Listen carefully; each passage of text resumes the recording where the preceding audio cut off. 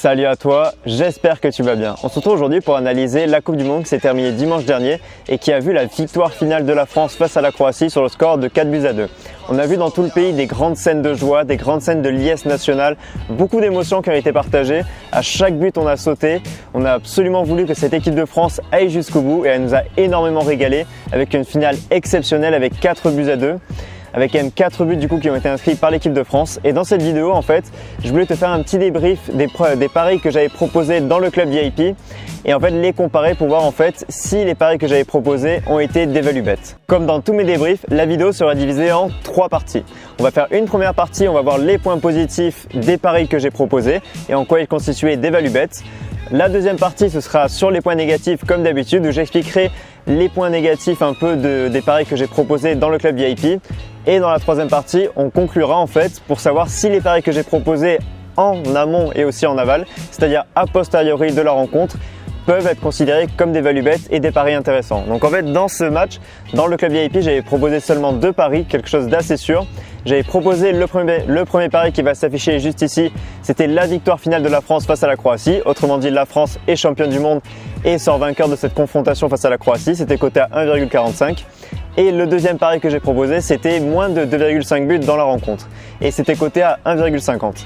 Et comme d'habitude, dans tous les paris que je propose, à quelques exceptions près, j'ai proposé une mise de 1%, tout ça pour limiter la variance. Et ce qu'on va voir en fait, c'est que dans les 2 paris que j'ai proposés juste ici, le premier, qualification de la France, victoire finale de la France face à la Croatie, donc la France championne du monde 1,45 et le moins de 2,5 buts, coté à 1,50, il y a eu des impondérables qui en fait ont fait que le deuxième pari a été perdant malheureusement malgré la victoire du premier pari. Les 2 points positifs des paris en fait que j'ai proposés dans le club VIP sont doubles. C'est-à-dire que le premier point positif, c'est qu'en fait l'équipe de Croatie avait disputé 3 prolongations en 8e de finale, en quart de finale, en demi-finale. Alors que de son côté, la France n'avait disputé absolument aucune prolongation.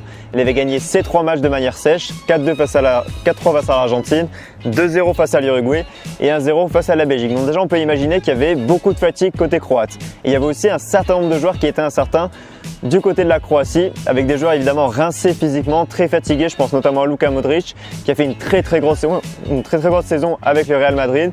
Mais ça vaut aussi pour Rakitic, pour Perisic, pour Mandzukic qui a fait aussi une très grosse saison, que ce soit en club ou en équipe nationale, contrairement à des joueurs de l'équipe de France qui, même s'ils ont fait des grosses saisons en club, n'avaient pas joué ces prolongations. Donc il y avait le côté fatigue, côté croate.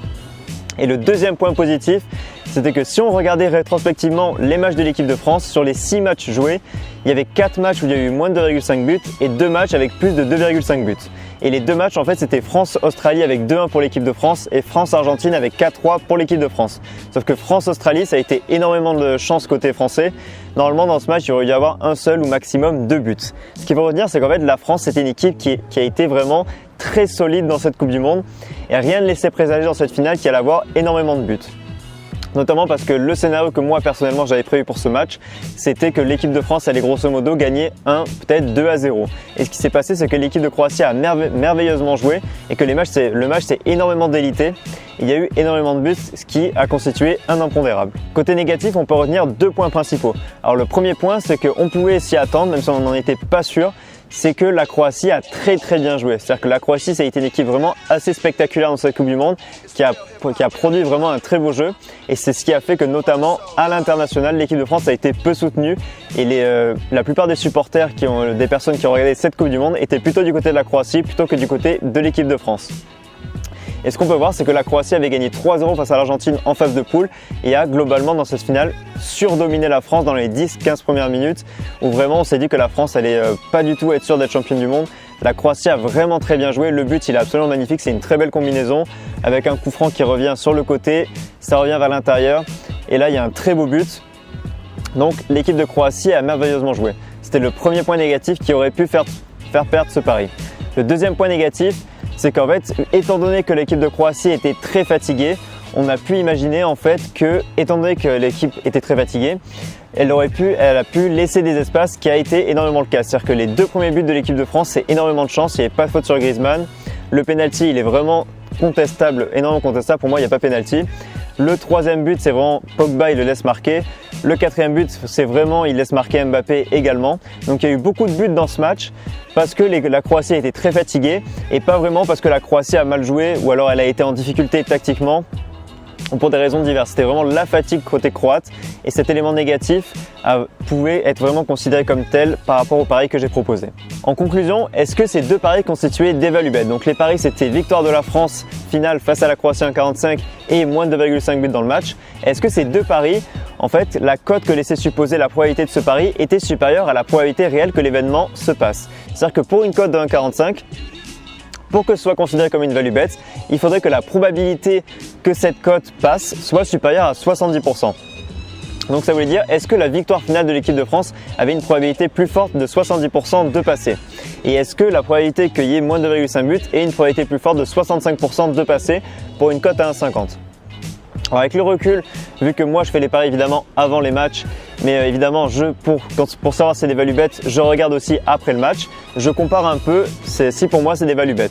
Alors en fait dans le cas de la France, vu comment la Croatie a joué et vu les points négatifs que j'ai évoqués, c'est-à-dire la Croatie qui joue merveilleusement bien, les grands espaces qui sont laissés vraiment entre les lignes, ce match aurait pu être un match vraiment fou et voir la Croatie marquer vraiment en première mi-temps et même mener à la mi-temps. La Croatie aurait très bien pu mener 1-0 ou 2-1 vu à quel point la France a été dominée. Donc en fait la France côté 1,45 qui laissait supposer une probabilité de 70% de voir la France remporter le trophée, pour moi c'était pas très intéressant avec le recul. Mais ce qui m'a fait placer ce pari, c'est que j'étais persuadé que la France allait gagner tout de même si de base la probabilité que la France gagne était inférieure à 70%. Moi je pense que j'étais quasiment persuadé qu'ils allaient le faire. La Croatie était vraiment très fatiguée et pour moi le trophée était vraiment au bout pour l'équipe de France. Par contre pour la cote à 1,50 avec moins de 2,5 buts, pour moi ça constituait tout de même une value bet. Vu à quel point la France était solide défensivement, moi je voyais vraiment un match très serré avec très peu de buts, avec maximum 1 ou 2 buts, avec peut-être une victoire 1-0 de la France. Moi je le voyais comme ça. Ou peut-être une victoire de la Croatie si vraiment la France n'avait pas réussi à marquer, peut-être une victoire 1-0 ou 2-0. Mais je voyais vraiment un match avec très peu de buts, vu que l'enjeu pour moi allait dépasser le jeu. Toute cette explication a pour but de te montrer qu'en fait il faut parfois aller au-delà de la notion de value bet. C'est-à-dire que même si pour moi la cote moins de 2,5 buts côté 1,50 était une value bet et l'autre cote France qui gagne la Coupe du Monde était côté 1,45 n'était pas une value bet, au-delà de cette notion de value bet, il faut savoir vraiment sentir parfois les coups, sentir vraiment si un pari que tu veux faire est intéressant, parfois à l'instant T et pas forcément intéressant si tu le répètes N fois. C'est-à-dire que pour des paris par exemple de finale de Coupe du Monde, tu vas quasiment jamais savoir si ce pari vraiment est une value bet parce que tu pourras quasiment jamais le reproduire une fois. C'est un événement qui est particulier. Cette finale France-Croatie en 2018, jouée en 2018 entre ces deux équipes à tel moment par rapport à tel moment de l'histoire du football, c'est quelque chose qui est vraiment impossible à répéter et que tu pourras jamais savoir si tu le répètes un certain nombre de fois. Alors que dans des matchs de championnat, il faut vraiment te concentrer sur la value bet parce que tu sais que un match de championnat, une grosse équipe face à une petite équipe, c'est grosso modo toujours les mêmes oppositions. Donc tu peux très bien savoir réfléchir en termes de value bet pour savoir si tu peux placer le pari une fois. Là pour des matchs de Coupe du Monde c'était très compliqué et cette Coupe du Monde a été très difficile à pronostiquer. C'est pour ça que je te ferai une vidéo, sûrement la prochaine vidéo, j'expliquerai pourquoi dans les grandes compétitions, que ce soit Coupe du Monde ou les grandes compétitions internationales avec les pays, il est de moins en moins intéressant de parier. Et que finalement l'avenir pour moi du pari sportif, je te le dis dans cette vidéo et j'aurai l'occasion de le dire dans d'autres vidéos, pour moi l'avenir du pari sportif c'est l'avenir des clubs parce que c'est là où les situations sont stables, c'est là où tu peux voir plus facilement les progressions de court terme et aussi de long terme. C'est à la fois là que tu peux faire des paris court terme et des paris long terme. Sur ce, on se retrouve bientôt pour de nouvelles vidéos.